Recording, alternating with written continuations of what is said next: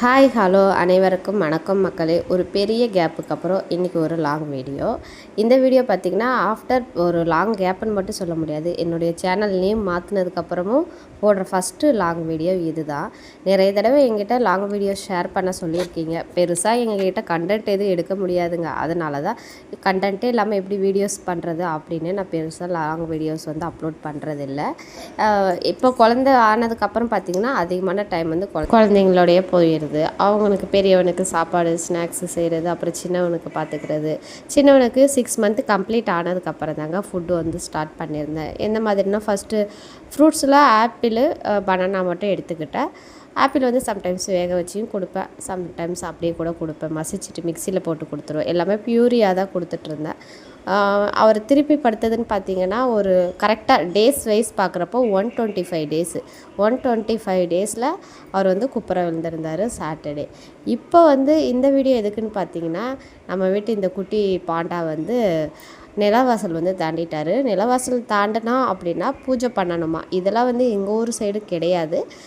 நீங்கள் யாராவது ஃபாலோ பண்ணுறீங்களா அப்படிங்கிறதையும் சொல்லுங்கள். ஆக்சுவலி இந்த பூஜைக்கு பேர் வந்து ஹஸ்துலு பூஜை அப்படின்னு சொல்கிறாங்க.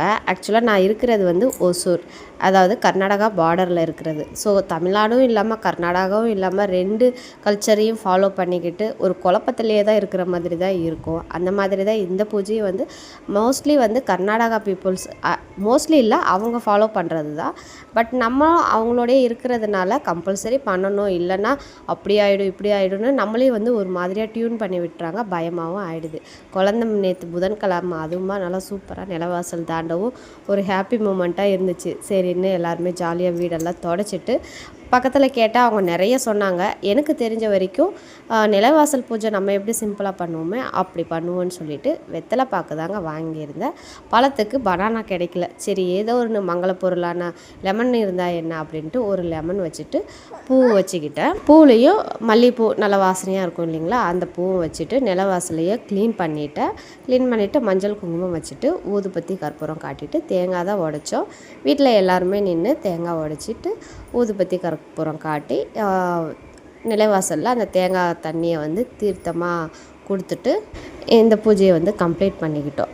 இப்படி தான் சிம்பிளாக தான் நான் செஞ்சேன். நிறைய ரெஃபரன்ஸ் இருந்துச்சு, இருந்தாலும் இது என்னன்னு நமக்கு தெரியாது. இருந்தாலும் குழந்தை நிலவாசலை தாண்டினதுக்கப்புறம் நிலவாசலில் இருக்கிற அந்த சாமிக்கு குழந்தைக்காக நம்ம சாமி கும்பிடணுங்கிற ஒரு பாயிண்ட் மட்டும் புரிஞ்சுதா.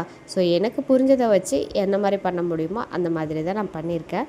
நீங்கள் இதை வந்து பாரம்பரியமாக யாராவது பண்ணுறதா இருந்தீங்க அப்படின்னாலும் ஒரு சில விஷயங்கள் ஷேர் பண்ணுறதா இருந்தால் நம்மளோட கமெண்ட் பாக்ஸில் ஷேர் பண்ணுங்கள்.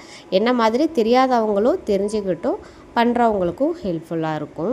அவர் நிலவாசல் தாண்டினது டைமிங்குன்னு பார்த்தீங்கன்னா ஒரு மார்னிங் ஒரு 8:30 அந்த மாதிரி ஆச்சு. சரி வீடெல்லாம் க்ளீன் பண்ணிவிட்டு எப்படின்னு தேங்காய் உடைக்கிறோம். நிலைவாசலுங்கிறது எல்லா தெய்வங்களும் குடியிருக்கிற ஒரு இடம் தான், அதுலேயும் குலதெய்வம் இருக்குன்னு வேறு சொல்லுவாங்க. சரி சாமிக்காக நம்ம தேங்காய் உடைக்கிறோமே அப்படிங்கிறதுனால சுத்தமாக உடைக்கலான்னு வீடெல்லாம் மாப் பண்ணிவிட்டு வீட்டில் எல்லாருமே ரெஃப்ரெஷ் ஆகிட்டு அதுக்கப்புறம் தான் வந்து பூஜை பண்ணுறதுக்கான திங்ஸே வாங்க போயிருந்தேன். ஸோ அப்படி இப்படின்னு ஒரு 11 o'clock ஆகிடுச்சு.